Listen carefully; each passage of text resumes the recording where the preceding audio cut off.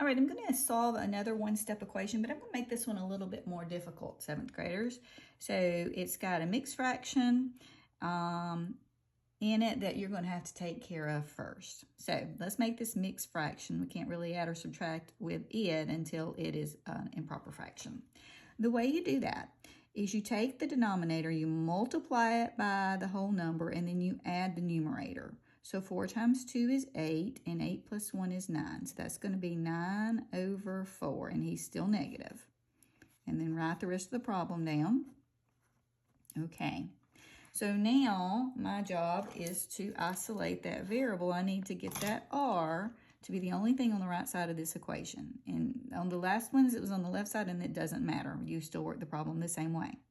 I need to get rid of the negative 4/5. Actually, he's got to go to this side of the equation, right? So the opposite operation would be to add 4/5. That makes those additive inverses, and they cancel. If I add something to the right side of the equation, I have to add it to the left side of the equation. So those are isolated, and then I've got negative 9 over 4 plus 4 over 5.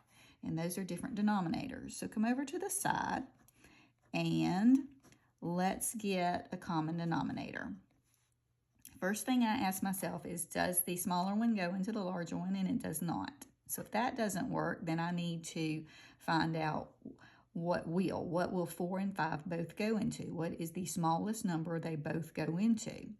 So you could just multiply them together and get 20, and that works fine. And sometimes it just gives you a really, really big number. So another way to think about doing it is to count by the larger number and then stop when you get to something that the smaller number will go into. So in other words, if I counted by 5, so go 5, 10, 15, 20. Oh, 4 goes into 20, so 20 will work. Now, to figure out what your new numerators are, you're going to say 5 times what equals 20, and that's times 4. And then you take that 4 and you multiply it by this numerator. So 4 times 4 is 16. 4 times what is 20, so that's times 5.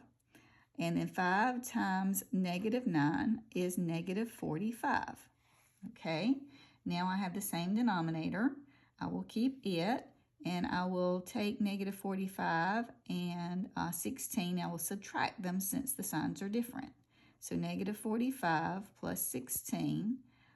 You can't take 6 from 5, so make that a 15. And borrow it from the 4, make it a 3. 15 minus 6 is 9. And 3 minus 1 is 2. 45 is bigger than 16, and he's negative, so the answer is negative. So my numerator will be negative 29, and my denominator will be 20. So I'm going to come right back over here and write negative 29 over 20. You could make it mixed by dividing it back into, but most of the time, as long as it is simplified, your teacher will be okay with it being improper.